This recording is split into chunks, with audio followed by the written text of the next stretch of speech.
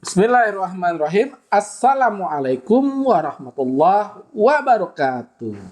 Alhamdulillah senang sekali saya dapat bertemu lagi dengan teman-teman semua dalam video ini tentunya ya kaitannya dengan belajar bareng persiapan USKP ya. Belajar bareng yang namanya belajar tentunya pasti ada salahnya. Nanti kalau teman-teman senior yang menonton video ini, tolong kasih tahu kalau memang nanti ada kesalahan hitung, kesalahan dasar hukum, dan lain-lain ya. Biar nanti kita ada diskusi dan ada perbaikan tentunya kalau ada memang yang salah ya. Nah, untuk hari ini ya, kita akan membahas kaitannya dengan pajak tambahan nilai. Soal-soal yang sering keluar saat USKPA. Nah, kedepannya insya Allah target saya adalah per materi itu masing-masing 20 soal. Misalkan PPN 20 soal, KUP 20 soal, PPAOP 20 soal, PBB 20 soal, seperti itu dan seterusnya ya. Nah, kali ini kita akan membahas 3 soal ya. Yang pertama kaitannya dengan penyerahan barang kena pajak yang menggunakan valuta asing. Nah, gimana tuh ya aspek perpajakannya? Dan yang kedua, penyerahan kena pajak yang terutang PPN karena tukar menukar barang. Ya.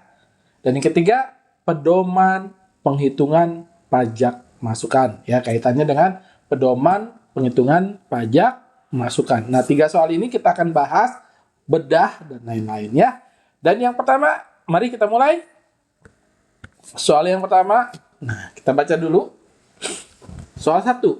Selaku PKP, Tuan W menyerahkan barang kena pajak kepada perusahaan PMA pada tanggal 21 April 2023 yang pembayarannya menggunakan valuta asing. Harga jual barang kena pajak tersebut adalah 10.000 US dollar. Faktur pajak dibuat pada tanggal 21 April 2023 dengan nilai kurs yang berlaku saat itu adalah 14.824 per 1 US dollar. Sehingga PPN yang terutang adalah 1.630.640 rupiah. Pembayarannya baru diterima pada tanggal 28 Mei 2023 saat nilai kurs telah berubah menjadi 14.859 rupiah per 1 US dollar. Soalnya tindakan yang harus dilakukan Tuan W terkait perubahan kurs di atas adalah A. Tidak perlu mengubah faktur pajak yang dibuat tertanggal 21 April 2023. B. Membuat faktur pajak baru dengan DPP berdasarkan nilai kurs yang baru. C. Membuat faktur pajak untuk memungut PPN atas selisih nilai kurs. Dan yang D. Harus membetulkan faktur pajak tertanggal 21 April 2023. Kira-kira apa nih jawabannya?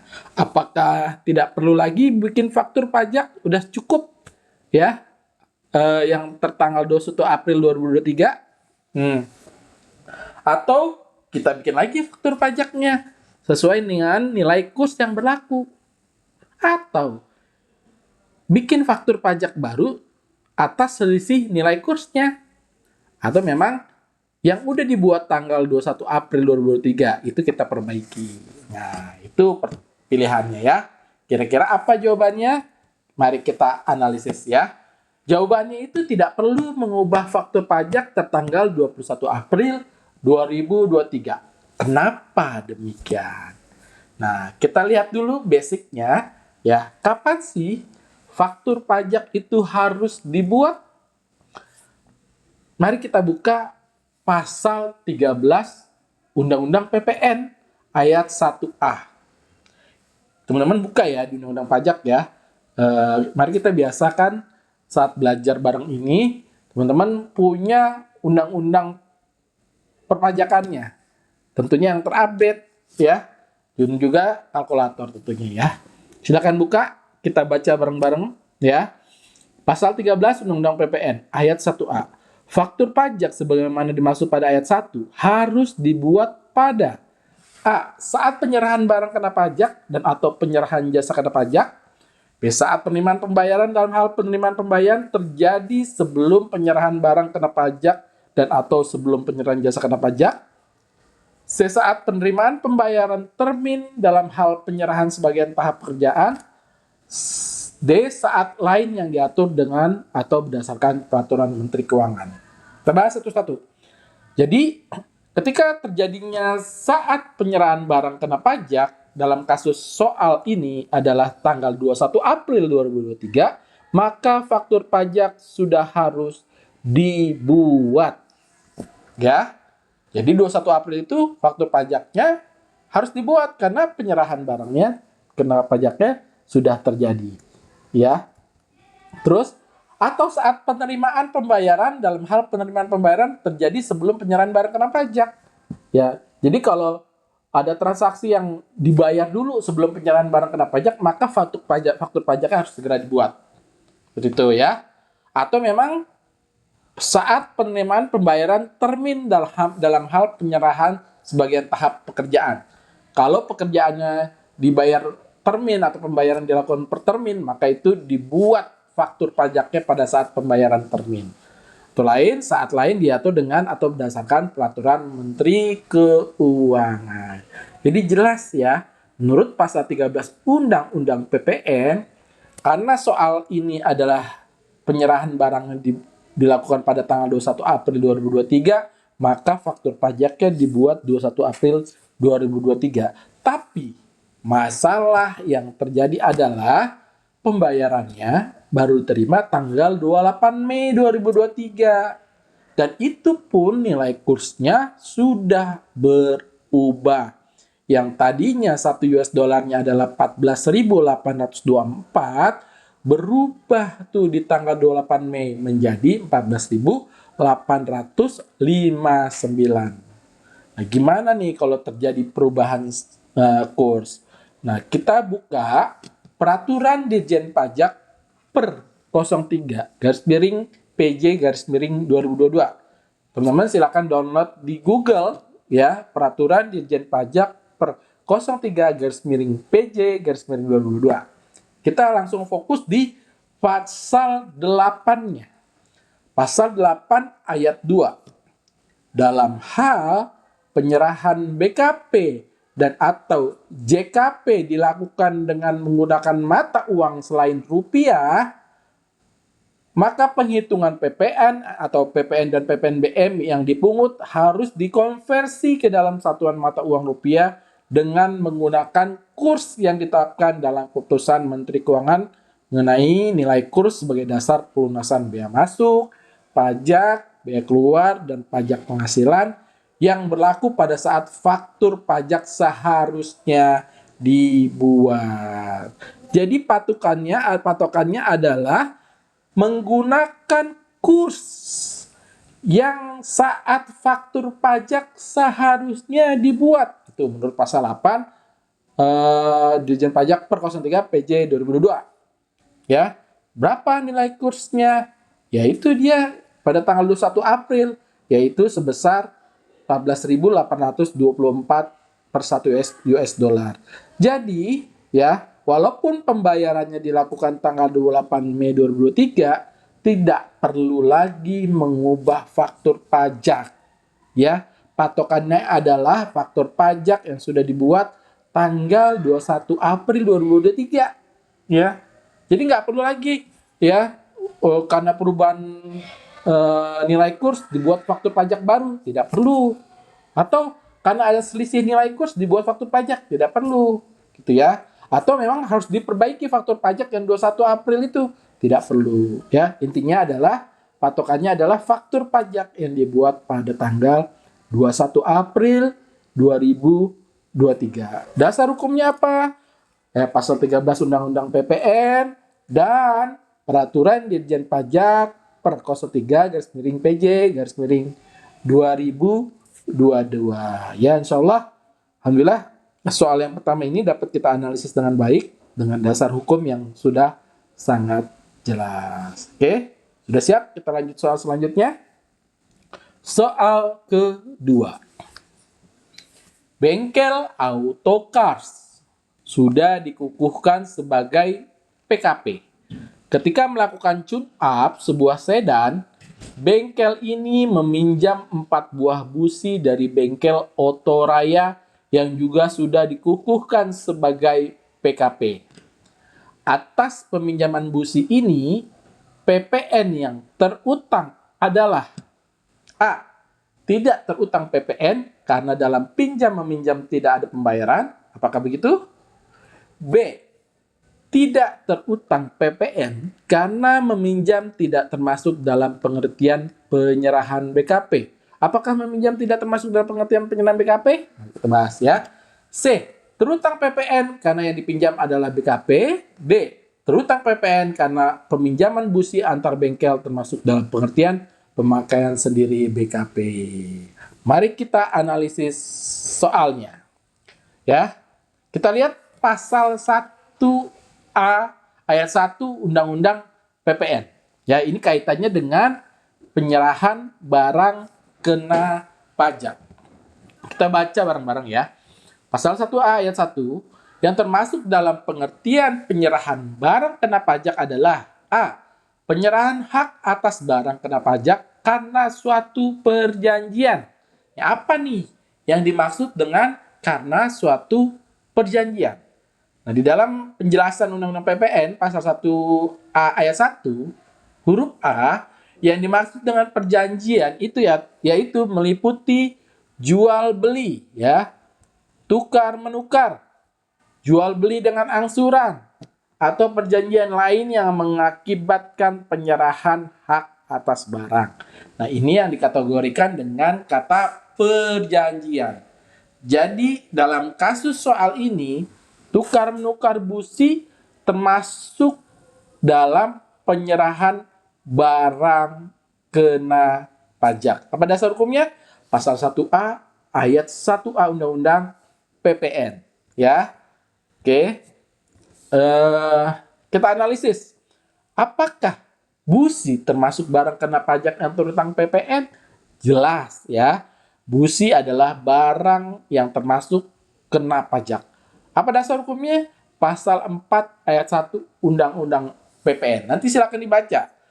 Intinya, secara umum penyerahan BKP itu akan terutang PPN jika A1 dilakukan oleh PKP. Dalam kasus soal ini jelas, bengkel Autocars itu adalah statusnya PKP. Begitu juga dengan Otoraya, bengkel Otoraya juga sudah PKP. Ya. Kedua, dilakukan dalam rangka kegiatan usaha atau pekerjaan. Nah, dalam soal ini tentu jelas bengkel itu kan kegiatan usaha ya, servis mobil, tune up mobil itu dalam kegiatan usaha. Ya, maka penyerahan BKP akan terutang PPN. Dan ketiga, tidak termasuk pengecualian diatur dalam undang-undang. Kalau memang tidak termasuk yang dikecualikan, maka tidak kena PPN. Ya gitu ya. Oke, kita analisis.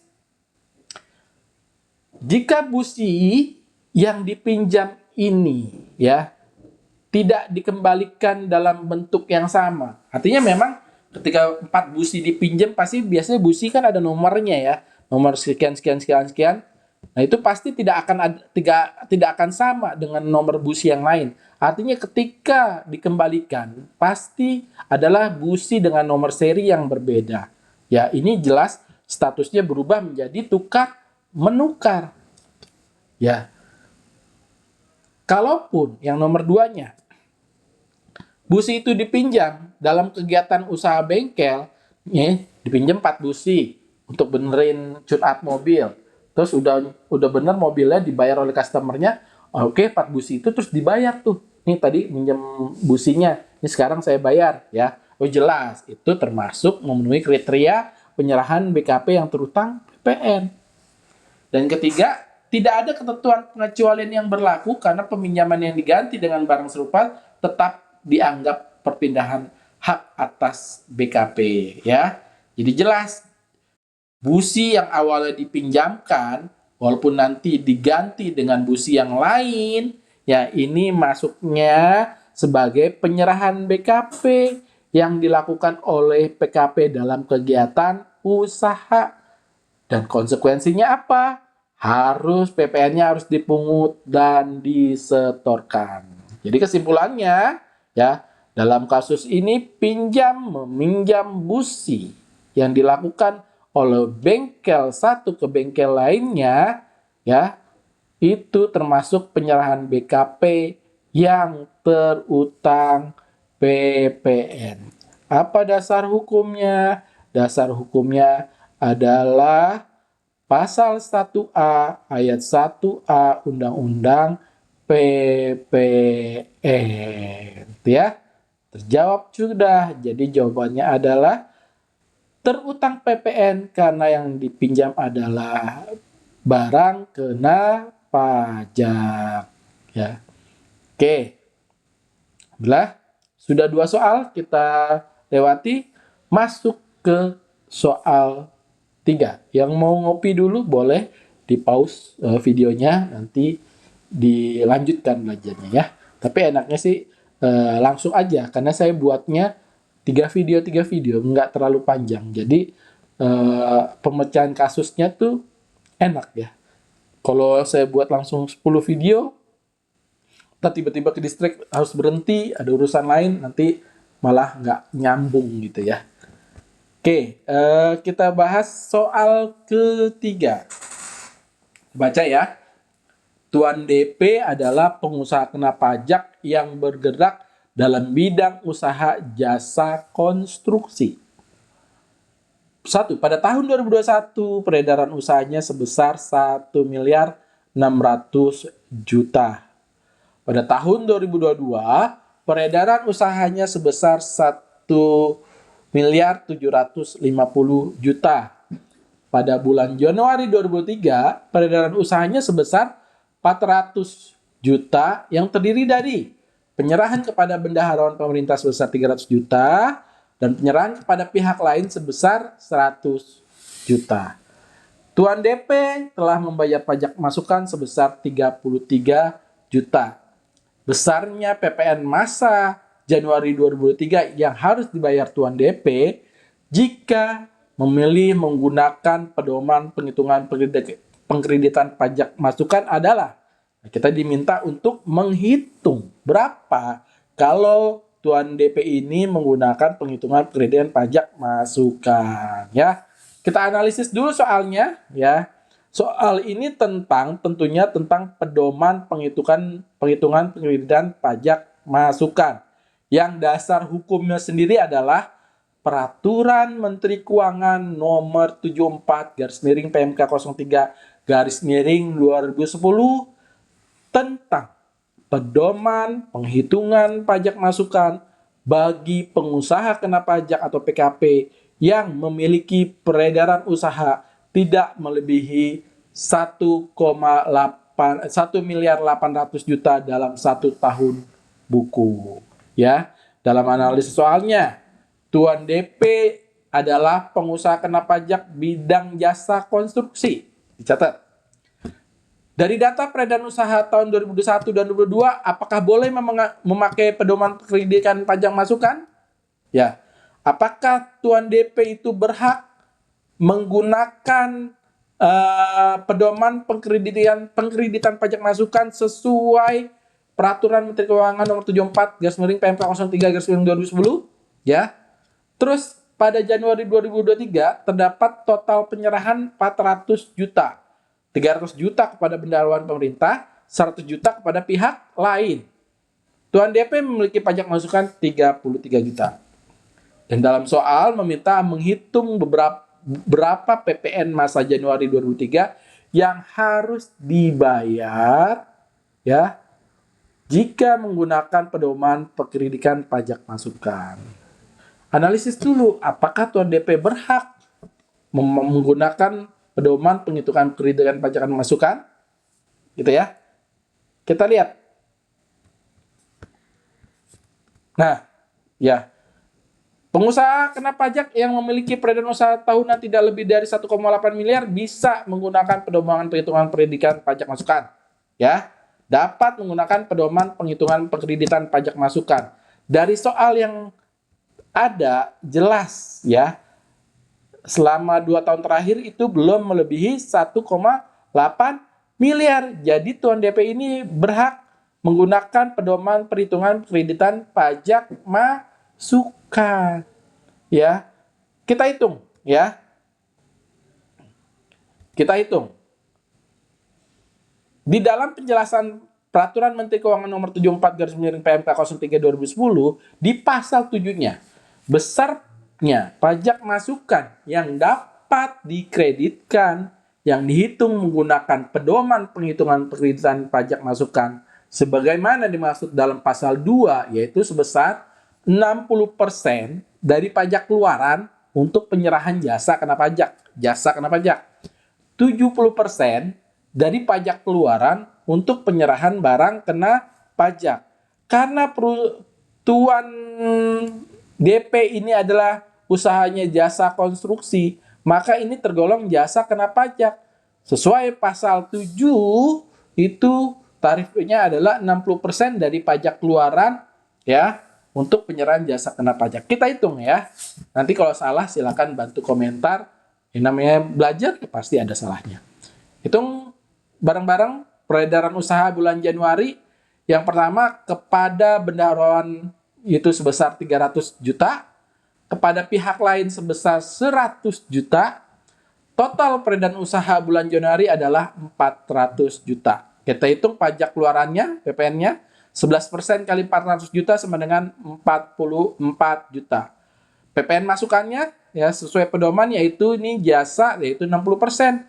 60% kali PPN keluar yaitu 60% kali 44 juta sama dengan 26.400.000 ya. Maka PPN kurang bayarnya adalah PPN keluaran dikurang PPN masukan yaitu sebesar 17.600.000. 44 juta dikurang 26.400.000 yaitu sebesar 17.600.000. Jadi PPN kurang bayarnya adalah sebesar 17.600.000 ya. Oke, sudah jelas ya. Jadi dasar hukumnya apa? Dasar hukumnya adalah pasal 7 Peraturan Menteri Keuangan Nomor 74 garis miring PMK 03 garis miring 2010. Alhamdulillah kita sudah membahas diskusi bareng terkait PPN. 3 soal cukup.